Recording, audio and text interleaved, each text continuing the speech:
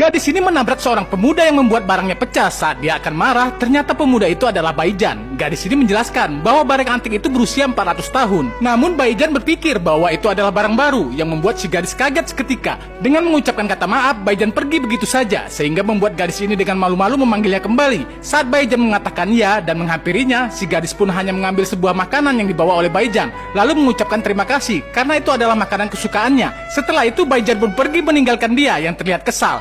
Keesokan harinya saat gadis ini sedang memilih buku dan berbalik ke belakang, tiba-tiba dia melihat Baijan kembali di sebuah acara pameran seni.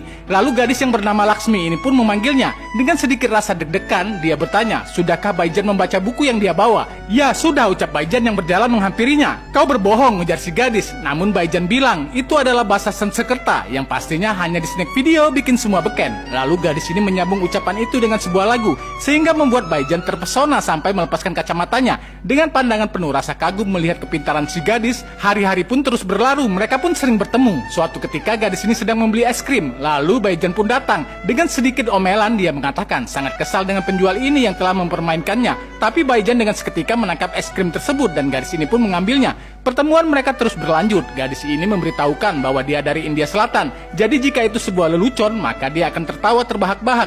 Dan saat mereka marah, maka dia akan marah sejadi-jadinya sampai ingin memukul.